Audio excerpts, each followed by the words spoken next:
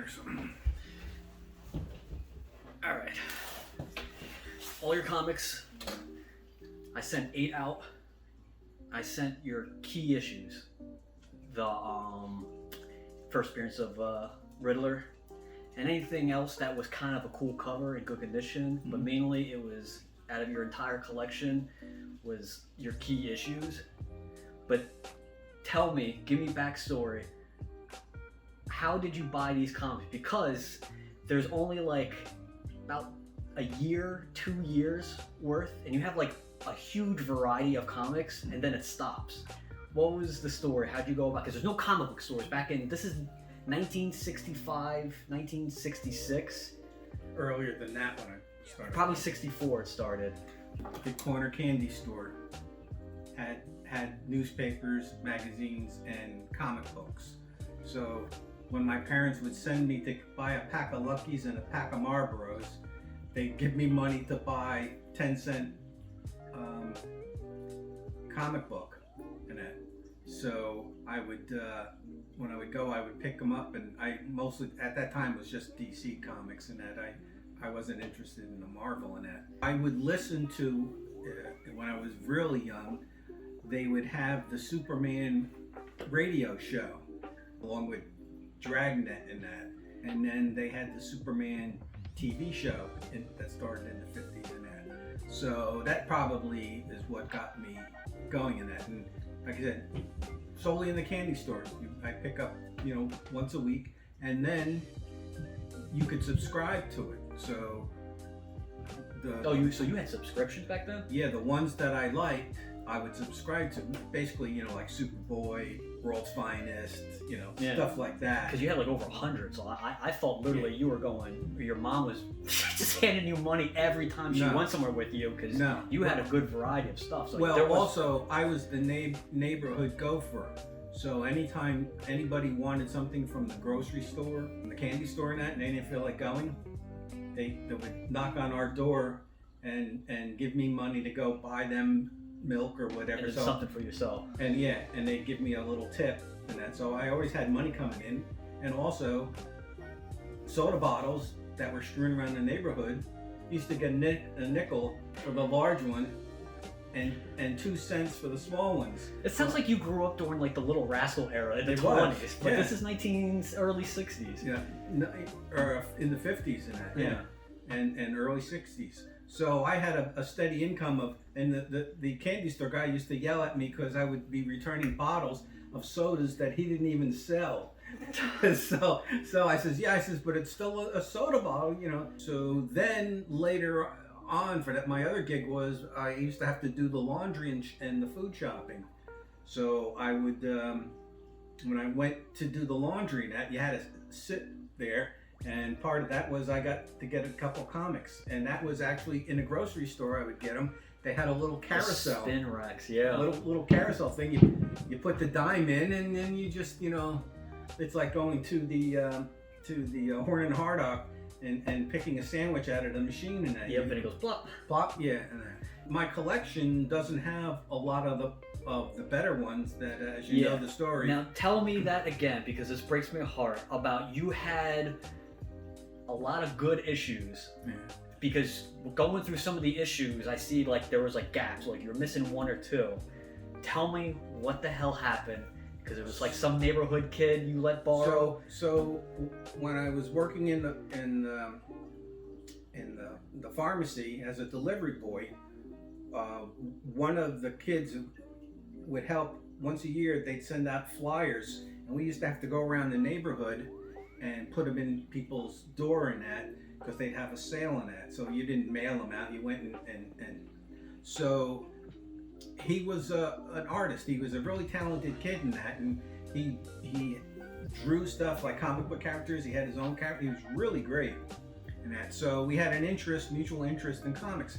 And when we were taking a break, we stopped off at my house for something to drink, because basically we're going all through the neighborhood, walking up steps, putting stuff in, flyers in, and I showed him some of my best ones in that, and he really liked them. And these were like the first edition where Bizarro appeared. Oh my a lot of first editions and that. So we were going through them, and and he says, well, can I borrow these? And I said, all right. I said, like to read and yeah, look at? to read and that. And I figured, he loves to draw. He's an artist. He really likes to. And how old were you guys at this time? Oh, geez, maybe 15. Okay. 16. So I lent it to him, and then his mother worked at the pharmacy too. And that's how he got the job. So I knew his mother in that. And so a week went by, and I didn't hear from him because we just did that thing with the delivery and that. So I told his mother, I said, tell your son, is he done with my comics and that? So he comes in and he brings one of them in, and you know how I've got them all nicely flat and that? Mm-hmm. He brings them in like it was a fly swatter. Oh God! It was rolled up in that, and I said to him, I said, man, you destroyed this comic here. I said, where are the other ones? He says, oh, I didn't bring them in that. And I said, did you do the same thing to all of them like that? And he says, yeah, I was reading them in that. Oh so my he basically God. He treated them like a newspaper, pretty much. Exactly. And so at that point in that, I told his mother asked me, do you want me to bring him in? And I said, don't bother. They're gone.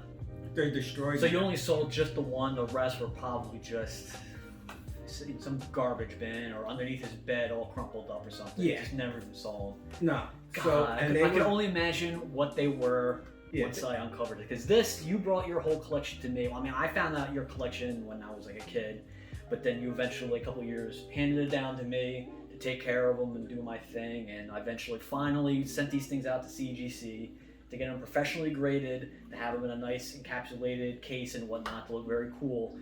But mind you, that these comics were sitting literally in a Xerox box where you put papers. And no bags, no boards, just stacked on top of each other for decades. I put them in. So we're not expecting high-end grades. They were initially in a tall cardboard box and that on top of each other. So just stacked. Just stacked up and in a closet. So but at least they were flat. They weren't just bundled They up. were flat. Yeah. They didn't get any sunlight. Yeah. And so what you see is the natural, on the edges, the natural aging of them. But they weren't hermetically sealed, but they were kept in the dark, one on top of the other flat in a box and that. Yeah. That was the other thing, because I went all around to different places and that I got like I wasn't afraid to get new characters in that. So I got the first Metamorphosis. You were right in that like year where I got the first Metal Man. So all these that you don't have anymore. No, and that's probably what that guy. All the new characters and that, a lot of them you see now. I had the first ones because I was reading so many of them and that you have to try different things and that see if this next one is going to have a good character.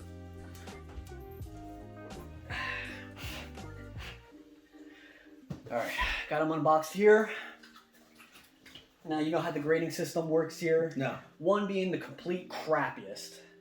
I mean, just dog shit. And then there's 10 being pristine. Nothing grades 10. Usually it's 9.8. It's pristine. Of course, yours are nowhere near. We're shooting for around the 5s. Hopefully the lowest we'll see is a 3. So we'll pull this one I guess out. the fact that a lot of them, after that episode, I initialed a lot of my comics. We'll find out if any... They probably ruined everything because I put my initials on. Because a lot of them back then, people did the initial stuff. So, alright. Trying to see. Alright, it's on this end. Yeah, here we go. So, first one. You can see on the back. Doom Patrol, number 99. First appearance of Beast Boy.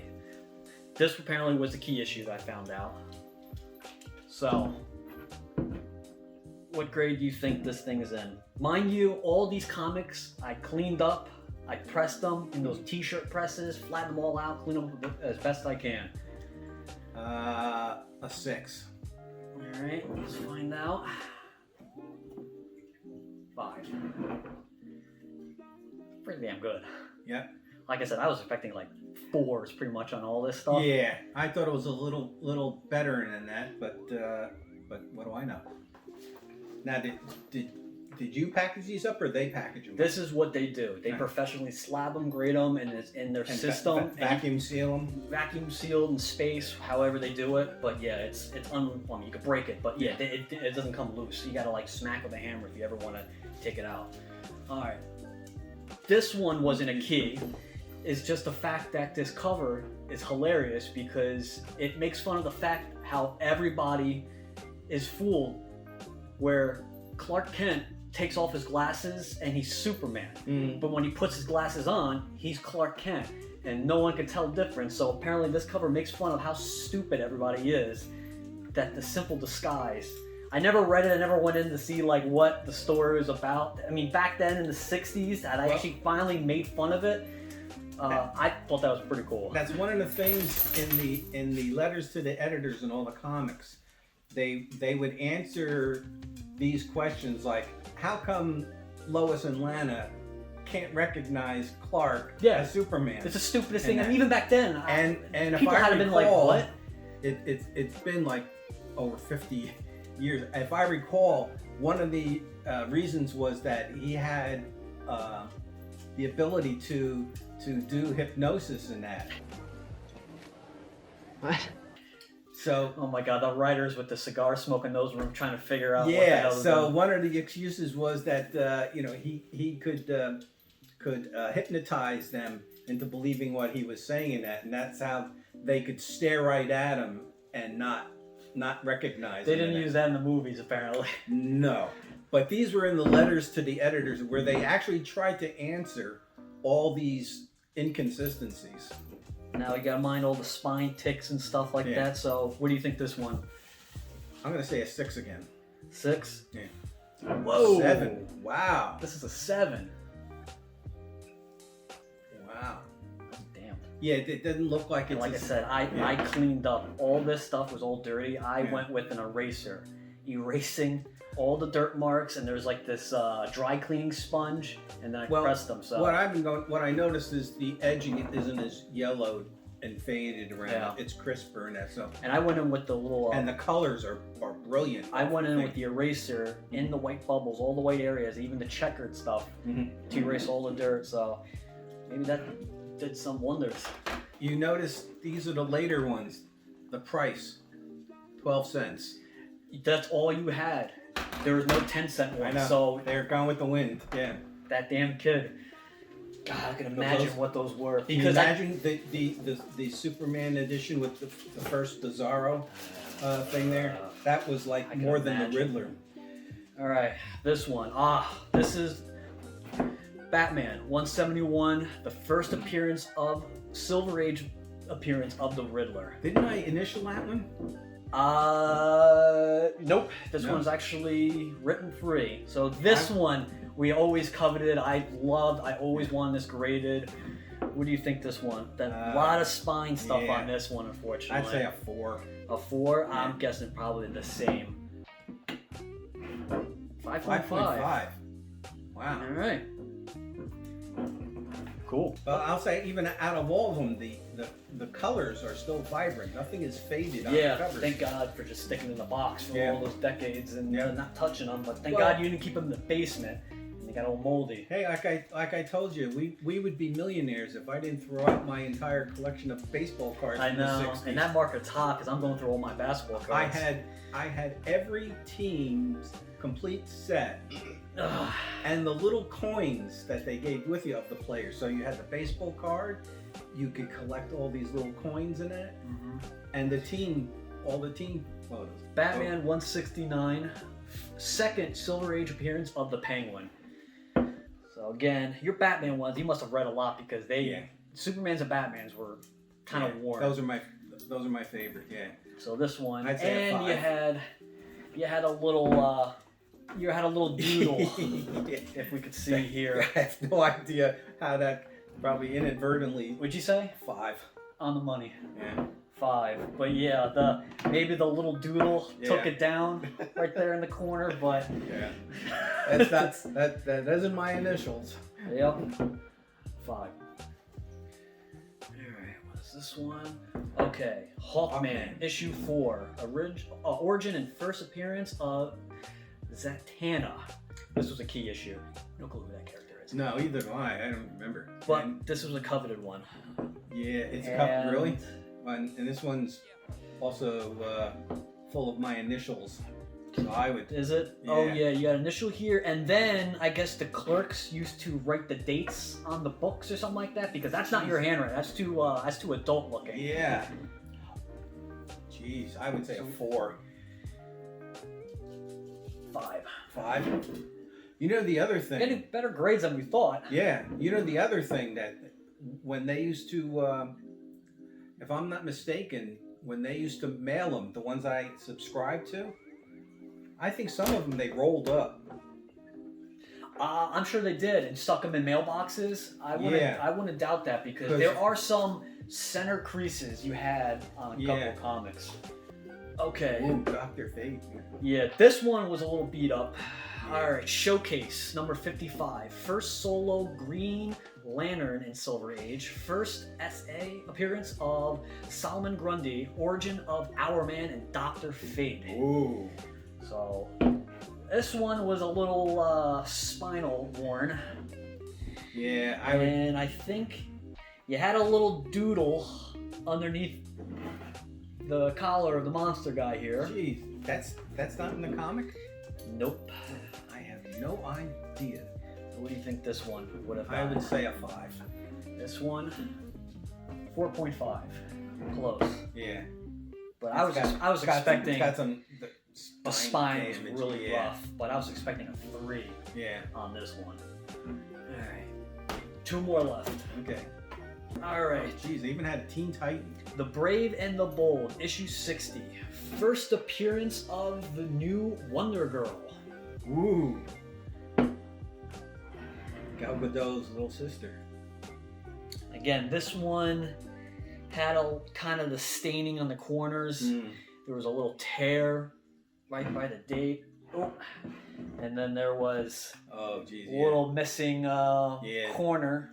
Yeah.